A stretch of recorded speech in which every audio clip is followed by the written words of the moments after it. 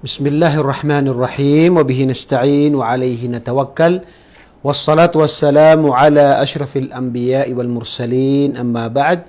Assalamualaikum warahmatullahi wabarakatuh. Ngayong araw po ay ipagpapatuloy natin ang ating pag-aaral mula sa mga aral sa talambuhay ni Propeta sallallahu alaihi wasallam. At ang ating paksa na pag-usapan sa araw na ito ay ang labanan sa Mu'tah at ang labanan sa Dhatu As-Salasil at ganoon din ang pagsakop ng mga Muslim sa Makkah. Ang labanan sa Mu'tah ay kabilang ito sa nangyari sa pangwalong taon. Ito ay nangyari sa pangwalong taon ng paghijra ni Propeta Muhammad sallallahu alaihi wasallam. At ang dahilan ng labanan ito at ng mga aral na mapupulot natin dito, inshallah, ay ating ibibigay mamaya, inshallah. Ang dahilan ng labanan ng Mu'tah, ang Propeta Muhammad sallallahu alaihi wasallam sa pagitan ng kasunduan ng Quraysh at ng mga Muslim ay nagpadala ang Propeta Muhammad sallallahu alaihi wasallam sa tinatawag na mga pinuno ng iba't ibang mga lugar na sila ay binibigyan ng mensahe ng Islam, na ito ang pagsamba lamang sa nag-iisang tagapaglikha. At ito ang mensahe ng lahat ng propeta. At kabilang sa pinadalhan ng sulat ni Propeta Muhammad sallallahu alaihi wasallam ay ang pinuno ng Busra. At dito, itong tinatawag na pinuno ng Sham, na kung saan, nung siya ay nagpadala dito ng sulat, ay yung mensahero ay pinatay ng pinuno na ito. Itong labanan na mangyayari sa pagitan ng mga Muslim at ng Rome, ay pinatay ng pinuno ng Rome ang ipinadala na mensahero. Dahil dito, kabilang sa international law, ibig sabihin ng bagay na ito ay pangkalahatan, na kapag ang ipinadala na mensahero ay hindi pwede na patayin. Kahit na may tinatawag na hidwaan o magkalaban ang dalawang bansa o dalawang lugar, kapag mayroong ipinadala ang bawat isa na ito yung tinatawag na mensahero. Kumbaga sa atin ngayon ay pwede nating sabihin na ambassador, pinadala sa isang lugar. Yan ay international law na kung saan hindi sila pwedeng patayin. Pero ang pinuno ng Rome, na kung saan ito ay tinatawag na lumabag sa international na law na ito, yung batas na ito, pangkalahatang rules, ay kanyang tinatawag na pinatay ang ipinadala na tinatawag na mensahero. Itong pinuno ng Rome. At dahil dito, si Propeta Muhammad sallallahu alaihi wasallam ay nag-utos sa mga sahaba ng 3,000 na mga sahaba na kung saan makikipaglaban para sa tinatawag na ginawa ng pinuno ng Rome, na kung saan ito yung pagpatay niya sa isang mensahero. Dahil dito, ang 3,000 na ito, itong bilang ng mga Muslim, ay ipinadala ni Propeta Muhammad sallallahu alaihi wasallam sa Rome, at dito sila nakita sa tinatawag na lugar na Mu'tah. Mu'tah, ito ay sa Sham. Ito ay malapit sa Sham. Sa lugar mismo ng Sham ito nangyari. Malapit ito sa tinatawag na Sham, na tinatawag na Mu'tah. Okay? So itong lugar na ito, ay dito ang nangyari ang labanan sa pagitan ng Rome at pagitan ng mga Muslim. At ang bilang ng mga Muslim ay 3,000. At ang bilang ng Rome, ayon sa tarikh, ay ang Rome, yung mga taga-Rome lang, ay 100,000. At pagkatapos ay sumama sa kanila ang ibang mga Kristiyano na mga Arabo na tinatawag na Nasara al-Arab. Sila yung mga Kristiyano na sumama sila sa tinatawag ng mga taga-Rome na ang bilang nila ay 100,000. So dito, umabot ang tinatawag na kanilang bilang na 200,000. 200,000. Okay. So dito, napakarami nila. 200,000 laban sa mga Muslim na 3,000 lamang. Dahil dito, nung napansin ito ng mga sahaba, na ipinadala ni Propeta Muhammad sallallahu alaihi wasallam, ay hindi nila ito inaakala na sobrang dami itong tinatawag ng mga taga-Rome na sumama sa kanila ang tinatawag ng mga ibang mga Arabo na mga Kristiyano. At kabilang sa mga aral na mapupulot natin dito ay ang kainaman ng mga pinuno na ginawa o nilagay ni Propeta Muhammad sallallahu alaihi wasallam. Kabilang dito si Zaid bin Haritha na siya ang unang inutusan na maging pinuno ng kanyang ipinadala dito. At pagkatapos sinabi ni Propeta Muhammad sallallahu alaihi wasallam na kung siya ay mamatay ay si Ja'far, at kung mamatay si Ja'far ay si Abdullah bin Rawaha. Okay. So dito, kabilang sa mapupulot natin na aral dito ay kapag mayroong naglalakbay ay nararapat na mayroong amir, mayroong pinuno. Yan ay isa sa mga turo sa Islam na dapat nating sundin ang kanyang mga kautusan, maliban lamang kung ang kanyang kautusan ay labag sa katuruan ng Islam. Kabilang sa mga aral na mapupulot natin dito ay bago sila ipinadala ni Propeta Muhammad sallallahu alaihi wasallam, siya ay nagbigay sa kanila ng payo. Ano ang payo na ito? Dito natin makikita ang awa habag ng Islam at yung mga pundasyon ng Islam sa pakikipaglaban. Kabilang dito ay sinabi ni Propeta sallallahu alaihi wasallam na kayo ay makipaglaban sa landas ni Allah. Ibig sabihin, gawin mo ang iyong pakikipaglaban na para kay Allah. Yun ang pinakauna. At kabilang sa kanyang sinabi ay wala tumathilu. Wala taqdu, wala tumathilu. Kapag, alimbawa, nagkaroon ng labanan, ay huwag niyong paglaruan ang bangkay ng isang namatay na inyong kalaban. Yan ay ipinagbawal sa Islam. Ganun din sa ibang mga riwaya na huwag kayong pumatay ng bata, ng babae, ganun din ang matanda, maliban lamang kung sila ay mayroong hawak na mga espada o sila ay nakikipaglaban. Ganito ay pinapahintulutan. Pero kung sila ay hindi nakikipaglaban, ay yan ay ipinagbawal na sila ay patayin. Ganun din na kapag kayo ay dumating sa kanila, sa inyong mga kalaban, ito ay kalaban na ito, ay fad'uhum ila 3 khisal. Ibig sabihin ay anyayahan niyo sila sa 3 bagay na ito. Unang-una ay tanggapin nila ang Islam. Kapag tinanggap nila ang Islam, ay parehas ang kanilang karapatan, itong mga tao na ito, at tayo bilang isang Muslim sa Islam. Tayo ngayon ay parehas sa Islam. Dahil tinanggap nila ang relihiyong Islam. Kung hindi nila tanggapin at ayaw nila makipaglaban, ay tinatawag na obligado sa kanila ang jizya. Ang jizya ay parang tax o buwis na kung saan ito ay ibabayad ng mga tao na ito upang sila ay nasa pangangalaga ng Islam. Sila ay nasa pangangalaga ng Islam. Ngayon, kung hindi nila tanggapin ang dalawang ito, ay makipaglaban kayo sa kanila. Pero gaya na nabanggit dito na may mga pinagbabawal na mga bagay, pati yung pagsunog sa mga tinatawag na mga puno at saka yung mga kababaihan, bata, matanda, yan ay pinagbabawal na patayin. Yan ay kabilang lamang sa mga pundasyon at saka makikita natin dito yung awa habag ng Islam. Hindi ang hangarin ng Islam ay makipaglaban, kundi ang hangarin ng Islam ay ipalaganap ang pagsamba lamang sa nag-iisang tagapaglikha na ito ang Tauhid. Kabilang din sa nangyari dito ay ang tapang ng mga sahaba.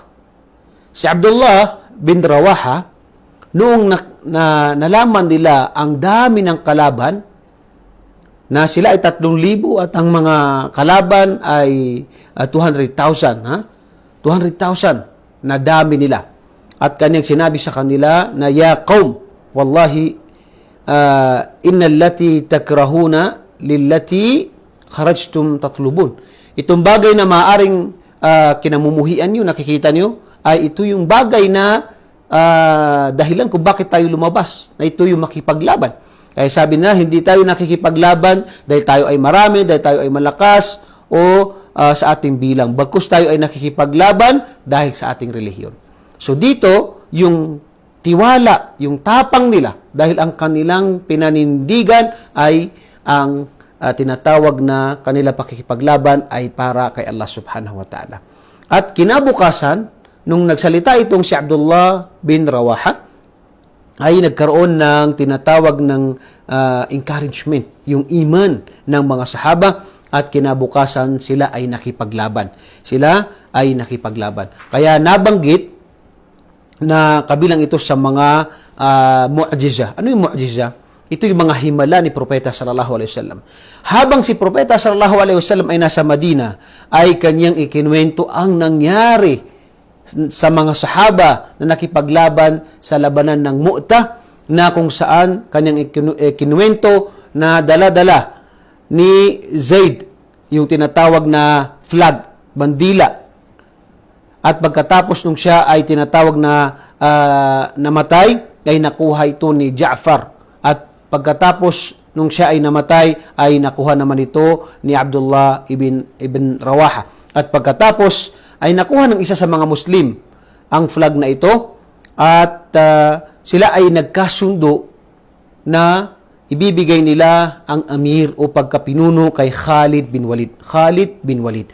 So kabilang ito sa mga unang-una yung himala ni Propeta sallallahu alaihi wasallam. Hindi ito malalaman ni Propeta sallallahu alaihi wasallam maliban lamang na ito ay pinaalam sa kanya ni Allah subhanahu wa ta'ala. Kabilang din sa kainaman ni Khalid bin Walid na siya yung napili ng mga sahaba na kung saan siya yung maging pinuno, dahil alam nila na si Khalid bin Walid ay kabilang sa mga magagaling sa pakikipaglaban. Ganon din, sa labanang ito yung unang nangyaring labanan, maraming namatay na mga taga-Roma, yung mga taga-Rum, nung sila ay nakipaglaban. At halos 12 lamang ang namatay sa mga Muslim sa labanang ito.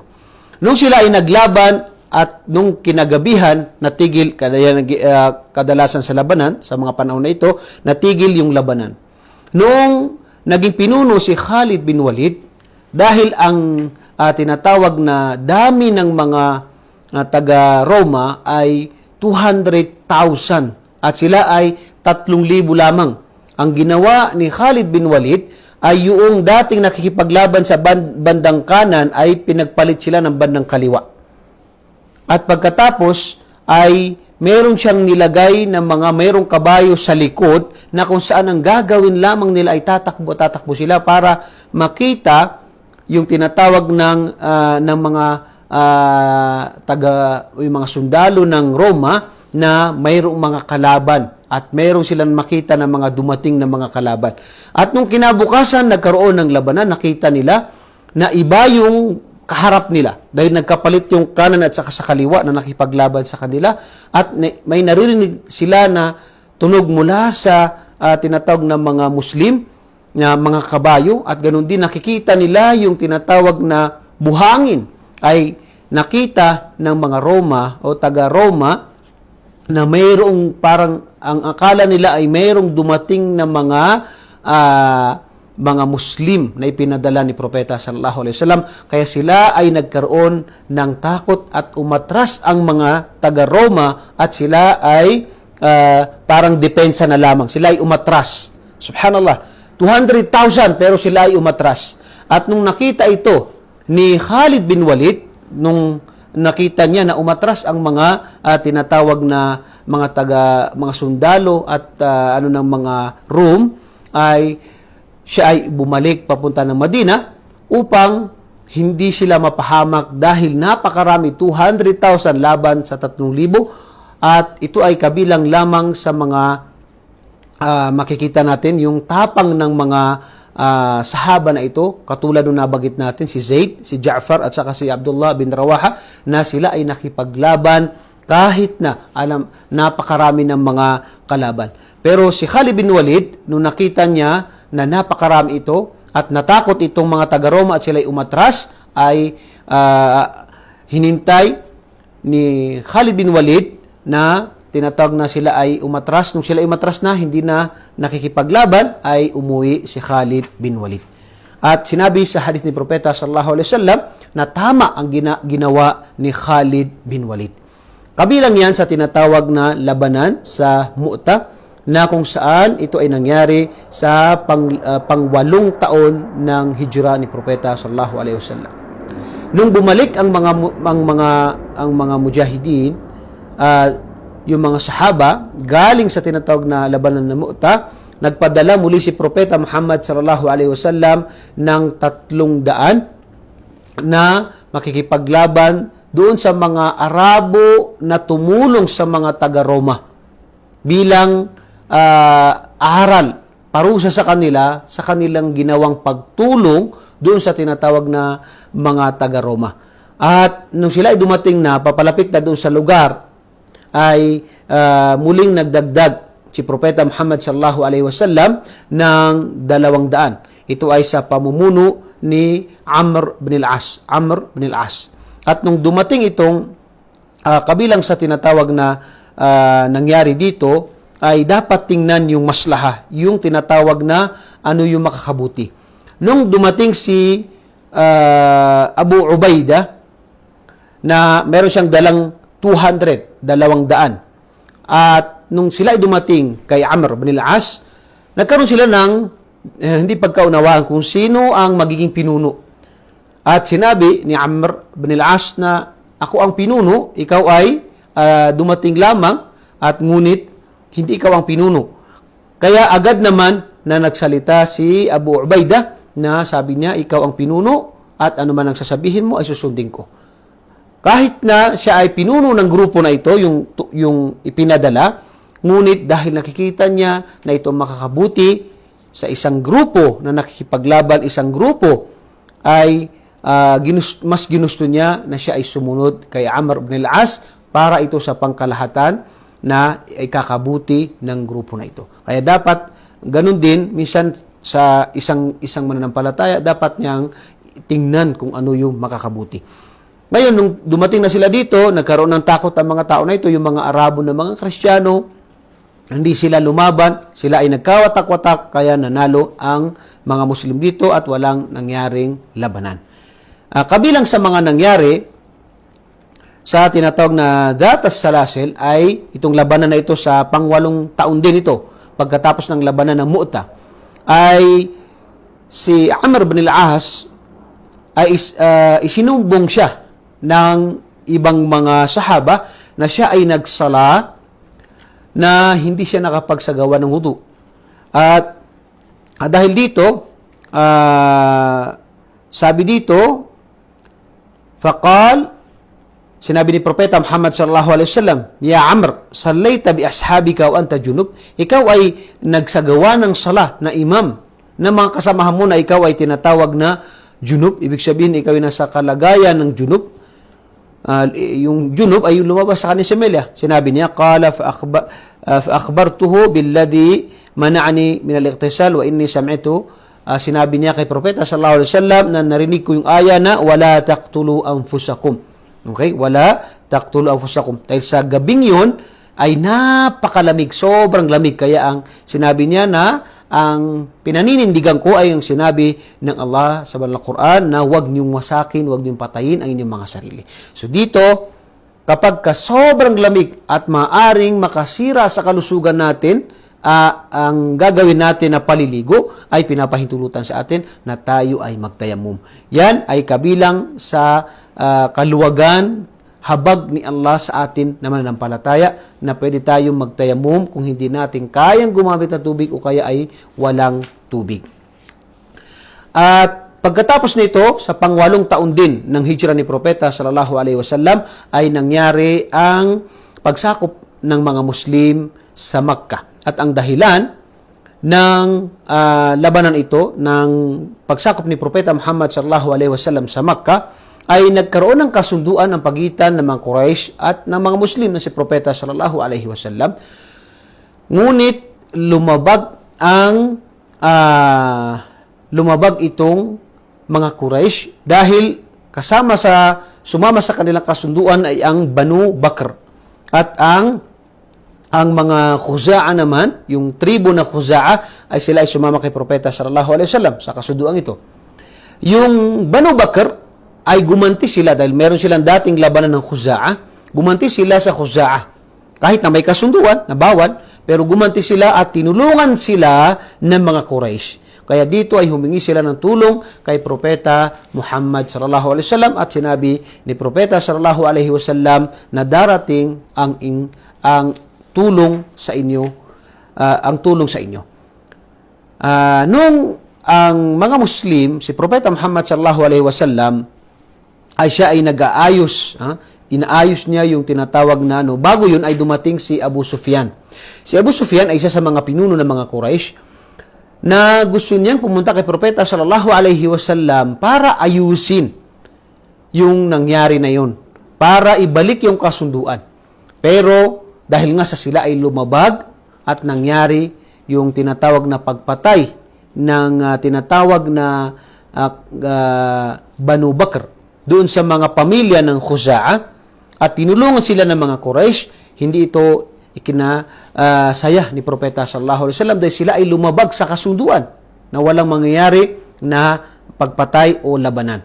Dahil dito, pumunta siya kay Propeta sallallahu alaihi wasallam, hindi siya kinausap ni Propeta sallallahu alaihi wasallam, pumunta siya kay Abu Bakar, ganun din, pumunta siya kay Umar, ganun din, pumunta siya kay Ali, ganun din na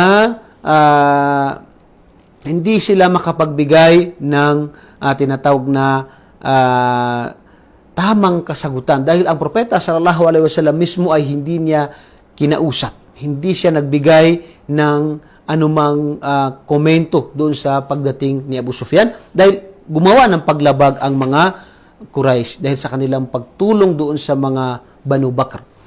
Kabilang sa mga nangyari na kung sa makikita natin ang mu'jizah, yung himala ni Propeta sallallahu alaihi wasallam ay yung ginawa ni Hatib bin Abi Balta'a. Itong si Hatib ay isang sahaba, ngunit siya ay nagkamali sa nagawa niya na ito na kung saan siya ay nagpadala ng isang babae na ang kanyang pangalan ay si Sarah na nilagay niya yung sulat sa kanyang katawan sa loob ng tinatawag na damit niya para hindi malaman na kung saan nakalagay sa sulat na ito na si Propeta Muhammad sallallahu alaihi wasallam ay naghahanda ng kanyang mga kawal dahil siya ay papasok sa Makkah. At maaring naririnig na ng mga taga-Makkah pero hindi nila alam kung kailan darating si Propeta Muhammad sallallahu alaihi wasallam, ganun din ang mga Muslim. Dahil dito, tinawag ni Propeta Muhammad sallallahu alaihi wasallam si Ali bin Abi Talib, si Zubair bin Al-Awwam at saka si Miqdad bin Amr. Tinawag niya at kanyang sinabi na intaliqu hatta ta'tu rawdata khakh.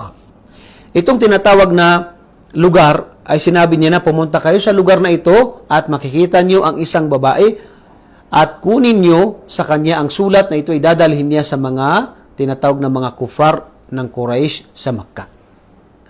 Pagkatapos pumunta si Ali at ang kanyang mga kasamahan, nakita nila ito sa lugar mismo ng sinabi ni Propeta sallallahu alaihi wasallam at itong babae na ito na nakita nila at kanilang tinanong, nasaan ang sulat? Sinabi niya wala. Sinabi ni Ali na wallahi kung hindi mo ibibigay sa amin ang sulat, ikaw ay tatanggalan namin ng tinatawag na damit mo para makuha namin dahil sinabi mismo ni Propeta sallallahu alaihi wasallam na mayroong sulat na dala mo papunta ng Makkah. Kaya napilitan siya, nilabas niya ang sulat na kung saan ang nakalagay dito ay nagbibigay siya ng balita sa mga taga Makkah na si Propeta Muhammad sallallahu alaihi wasallam ay naghahanda at mga ilang araw ay paparating siya sa Makkah. Kinuha niya itong sulat at pinuntahan niya si Hatib, tinanong niya kung bakit niya ito ginawa. Sinabi ni Hatib, siya ay humihingi ng tinatawag na kapatawaran kay Propeta Muhammad sallallahu alaihi wasallam at kanyang sinabi na ito ay nagawa ko lamang para sa pagmamahal ko sa aking mga pamilya dahil sila hindi tunay na mga taga-Makkah. At kung ito ay maibigay ko sa kanila, ay mabibigyan nila ng proteksyon ng aking pamilya.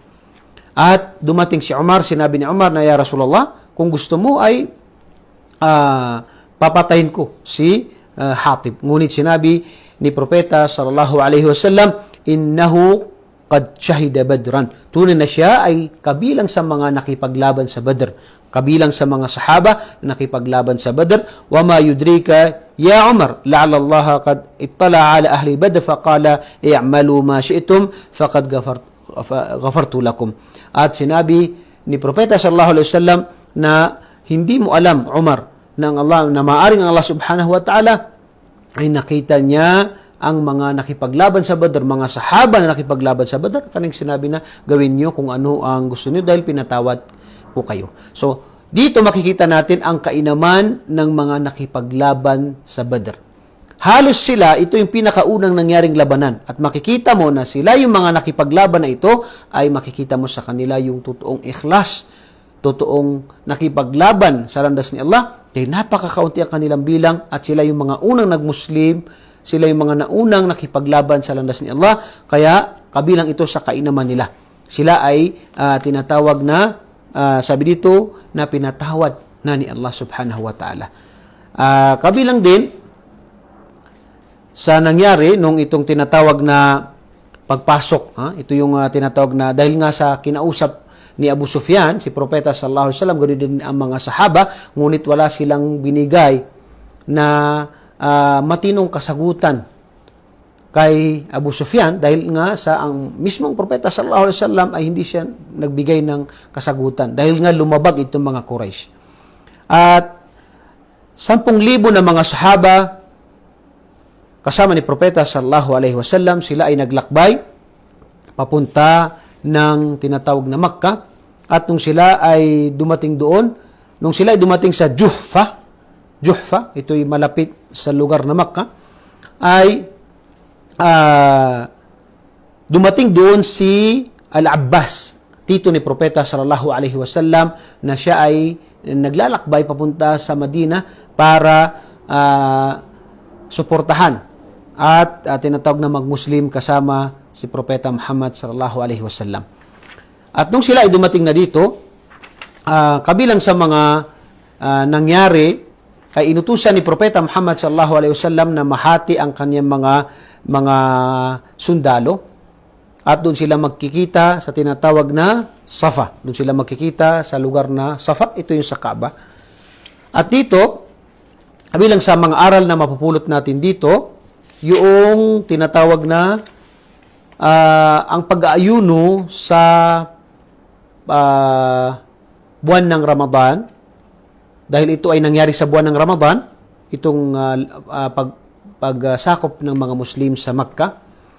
At ang Propeta sallallahu alaihi wasallam ay nabanggit sa hadith ni Ibn Abbas na ang Propeta sallallahu alaihi wasallam ay siya ay nag-ayuno, na siya ay naglalakbay. At siya rin ay hindi o aftara, ibig sabihin ay sinira niya ang kanyang pag-aayuno habang siya ay naglalakbay. So, ibig sabihin, sinabi ng ating mga ulama na kapag tayo ay naglalakbay, ay maaaring tayo ay mag-ayuno at maaaring hindi tayo mag-ayuno. At ang pinakamainam sa tao ay kung ano yung pinakamabuti sa kanya. Halimbawa, kung mahirapan siya, mainam sa kanya na hindi siya mag-ayuno. Pero kung hindi siya mahirapan at gusto niya mag-ayuno, pwede siya mag-ayuno. Pero kung ayaw niya mag-ayuno, dahil siya ay naglalakbay, wala ding problema doon. Kabilang sa mga nangyari dito, yung tinatawag na kabutihan, yung mga tactics o yung pakikitungo ni Propeta Muhammad sallallahu alaihi wasallam sa iba't ibang klase ng mga tao. Itong si Abu Sufyan ay dumating muli na kinausap niya si Abbas, ang tito ni Propeta Muhammad sallallahu alaihi wasallam, at sinabi niya na siya ay magmumuslim. Ngunit hindi siya kinausap ni Propeta Muhammad sallallahu alaihi wasallam. At nung pagkaraan ng dahil ang naging connection nila ay si Abbas, ang tito ni Propeta sallallahu alaihi wasallam, ay sinagot siya ni Propeta Muhammad sallallahu alaihi wasallam at kanya sinabi na wayhaka ya Aba Sufyan. Kumbaga, kasawian sa iyo. Yung wayhak, yung tinatawag na salita na parang sinisisi mo siya. Bakit sabi niya, hindi ka nagmuslim, hindi ka sumaksi na walang ibang dapat sambahin maliban kay Allah subhanahu wa ta'ala. At dito, nagmuslim si Abu Sufyan, at nung sila ay tinatawag na paparating na, papunta na sa Makkah, sa loob, ay sinabi ni Abbas, dito ni Propeta Muhammad sallallahu alaihi wasallam, na si Abu Sufyan ay gusto niya na siya ay pinupuri. Kaya bigyan mo siya ng nababagay sa kanya. Sinabi ni Propeta sallallahu alaihi wasallam, na'am. Kaya sinabi niya na, man dakhala dar Abi Sufyan fahuwa amin. Sino man ang pumasok sa bahay ni Abu Sufyan ay siya ay tinatawag na ligtas. Sino man ang sarado niya ang kanyang pintuan ay siya ay ligtas. At sino man ang pumasok sa Masjidil Haram ay siya ay tinatawag na ligtas. Ito yung pagpasok na ng mga Muslim sa Makkah. Dito, makikita natin na si Propeta Muhammad sallallahu alaihi wasallam, dahil si Abu Sufyan ay pinuno ng mga Quraysh, ay kanyang sinabi na binigyan niya ng tinatawag na bagay na nababagay kay Abu Sufyan. Kaya sinabi niya na sino man ang pumasok sa bahay ni Abu Sufyan ay kasama sa mga ligtas. Hindi namin pakikialaman. Maliban yung makikipaglaban sa kanila. Ang pagpasok ni Propeta sallallahu alaihi wasallam sa Makkah ay tribu-tribu. Yung mga tribu ng mga Muslim hanggang sa dumating si Propeta Muhammad sallallahu alaihi wasallam. Kabilang ito sa aral na mapupulot natin ay ang ipakita ng Muslim ang kanilang lakas. Sa mga panahon na ito, pinakita ni Propeta sallallahu alaihi wasallam ang lakas ng mga Muslim at kanilang dami. Nung sila'y pumasok ng Makkah, walang nangyaring maraming labanan, kundi kakaunti lamang. At sila din ay nagsitakbuhan dahil napakarami ng mga Muslim sa mga panahon na ito. Si Propeta sallallahu alaihi wasallam ay pumasok sa bahay ni Allah sa Kaaba at siya ay nagsagawa ng salah sa lugar na ito. At pagkatapos kinuha niya ang susi ng Kaaba at kanyang tinanong si Uthman bin Talha na dahil sila yung tinatawag na nagmamay-ari o yung nangangalaga sa susi ng Kaaba. Kaya sinabi niya na kunin mo ang susi ng Kaaba at sabi niya, al-yawma yawmu birrun wafa. At pagkatapos sinabi niya na, la yanza'uha minkum illa zalim. Walang kukuha sa inyo sa susi na ito, susi ng Kaaba, maliban sa tao na zalim. Ibig sabihin yung tinatawag na hindi makatarungan. Kaya sa panahon ni Propeta Muhammad sallallahu alaihi wasallam hanggang sa mga kasalukuyan ay nasa pamilya ni Shaybah. Itong si Uthman bin Talha ang susi ng Kaaba dahil ito ay utos ni Propeta Muhammad sallallahu alaihi wasallam. Nung dumating ang sala, inutusan ni Propeta Muhammad sallallahu alaihi wasallam si Bilal na siya ay umakyat sa Kaaba at siya ay magsasagawa ng adan. Si Bilal ay isang alipin. Binili siya ni Abu Bakr as-Siddiq at pagkatapos siya pa yung nagtawag ng adan. Makikita mo dito yung pagkakapantay-pantay sa Islam na kung saan ang pinakamainam kay Allah ay in akramakum indallahi atqakum. Ang pinakamainam sa inyo kay Allah ay sila na matakutin kay Allah subhanahu wa ta'ala. Siya isang alipin, pero siya yung nag-adan. Kahit na narinig ng ibang mga Quraysh na sila ay mga galing sa malaking pamilya, siya ay pinaadan ni Propeta Muhammad sallallahu alaihi wasallam upang ipakita ang kanyang kainaman sa Islam dahil sa kanyang pagtanggap ng Islam at kilala si Bilal ibn Rabah sa kanyang pagiging matatag sa pananampalatayang Islam. At kabilang sa mga nangyari yung pagdating ni Abu Quhafa, ang tatay ni Abu Bakr as-Siddiq, dala-dala siya ni Abu Bakr as-Siddiq. Makikita natin yung pagpapakumbaba ni Propeta sallallahu alaihi wasallam na sinabi niya kay Abu Bakr as-Siddiq, halla tarakta syekh fi bayti hatta akuna ana atihi. Sabi niya kay Abu Bakr as-Siddiq, ya Abu Bakr, bakit hindi mo iniwan na lang itong tatay mo sa inyong bahay at ako ang mismong darating sa kanya? Pagpapakita ng respeto, pagpapakumbaba ni Propeta Muhammad sallallahu alaihi wasallam kay Abu Bakr at kainaman ni Abu Bakr as-Siddiq at ang kanyang pamilya. Kaya si Abu Quhafa ay isang Muslim, ang kanyang anak na si Abu Bakr as-Siddiq ay isang Muslim, ang anak ni Abu Bakr na si Abdurrahman ay isang Muslim, at si Muhammad bin Abdurrahman, apat sila mula kay Abu Quhafa, Abu Bakr, Abdurrahman, Muhammad, lahat sila ay sahaba na kung saan mga Muslim na mga sahaba ni Propeta Muhammad sallallahu alaihi wasallam. At nung dumating na itong tinatawag na pagpasok ni Propeta Muhammad sallallahu alaihi wasallam, ay tinanong sila ni Propeta sallallahu alaihi wasallam. Sabi niya, ano ang gagawin ko sa inyo? Ya ma'ashara Quraysh, ma tarawun anni fa'ilu bikum? Ano ang gagawin ko sa inyo ngayon? Sabi niya, sabi ng mga taga Makkah, khairan akhun karim wabnu akhi al-karim. Ikaw ay tinatawag na mabuting tao. Dahil alam nila si Propeta sallallahu alaihi wasallam na isang mabuting tao. Khairan. Sabi niya, wala kami nakikita maliban sa ikaw ay isang mabuting tao. Sinabi ni Propeta Muhammad sallallahu alaihi wasallam sa kanila, la tathriba alaykumul yawm. Ibig sabihin, walang sisihan, walang ano sa inyo, kundi idhabu fa antumut tulaqa. Kayo ay humayo na, pumunta na sa inyong mga bahay dahil kayo ay malaya. Ito ay nabanggit ng mga muarrikh, mga nagsusulat ng history, na ito ay sinabi ni Propeta sallallahu alaihi wasallam. Pagkatapos ng napakaraming ginawa nila na pananakit at pinlano nila na patayin si Propeta Muhammad sallallahu alaihi wasallam, lahat ng bagay na ginawa nila, ganun pa rin ang hangarin ni Propeta Muhammad sallallahu alaihi wasallam ay tanggapin nila ang Islam, at ganun din na sila ay manampalataya sa nag-iisang tagapaglikha. At ganun din ang awa habag ni Propeta Muhammad sallallahu alaihi wasallam sa kanyang ummah. Kabilang din sa mga nangyari ay siya ay nagsagawa ng khutbah, nagbigay siya ng khutbah sa Makkah na kanyang sinabi na ang haram ay ito ay pinagbawal, yung lugar na Makkah ay pinagbawal ni Allah subhanahu wa ta'ala mula sa pagkhalika niya sa langit at lupa.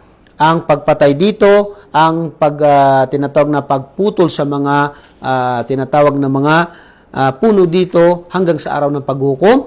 Ngunit sinabi niya na ito ay pinahintulutan lamang, yung pakikipaglaban sa akin, sa umaga lamang, sa ibang bahagi ng oras lamang. Pero ito ay ipinagbawal ni Allah mula sa kanyang pagkalika dito hanggang sa araw ng paghukom, ang hindi pagiging makatarungan, pagpatay at iba pang mga gawain na hindi mabuti. Ito ay pinagbawal, malaking kasalanan na gawain dito sa tinatawag na Makkah. Ganon din na ipinag-utos ni Propeta sallallahu alaihi wasallam ang sirain, wasakin ang mga ribulto na napapalibot sa tinatawag na Kaaba.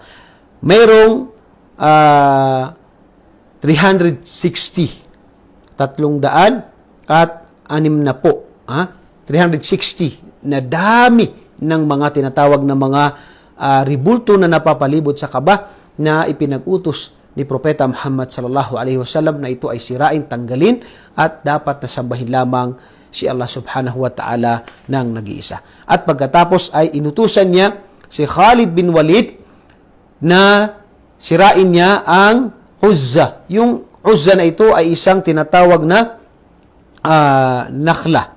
Kanat binakhla. Ito ay nakalagay sa isang dates, na puno ng dates, na kung saan ito ay ribulto na sinasamban ng mga Quraysh.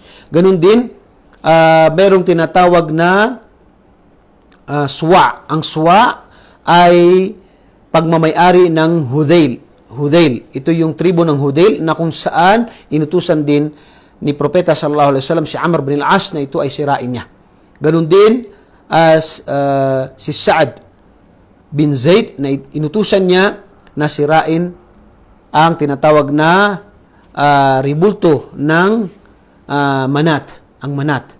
Lahat ng mga tinatawag na mga ribulto na ito na malalaki na sinasamba ng iba't ibang mga tribo ay pinasira ni Propeta Muhammad sallallahu alaihi wasallam dahil ito ay hindi makakabuti sa mga tao. Bagkus dapat ay sambahin lamang ang nag-iisang tagapaglikha.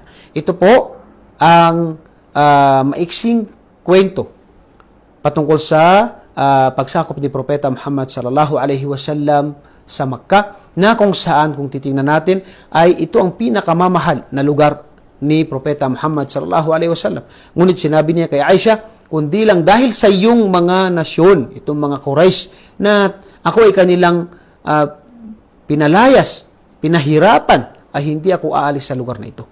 Subhanallah. At ganun din, ito yung lugar ng mga muhajirun, kung saan sila ay pinanganak dito, taga dito, ngunit dahil sa kanilang pagtanggap sa relihiyong Islam, ay sila ay pinahirapan, sinaktan, at yung iba sa kanila ay pinatay, kaya sila ay napilitan na maghijra papunta ng Madina. Dahil dito ay muli na sinakop ito ni Propeta Muhammad sallallahu alaihi wasallam, at dito na makikita natin ang awa habag ni Propeta sallallahu alaihi wasallam sa kanyang umma, at ganun din na ang hangarin ni Propeta sallallahu alaihi wasallam ay pagsamba lamang sa nag-iisang tagapaglikha, na ito ang tauhid.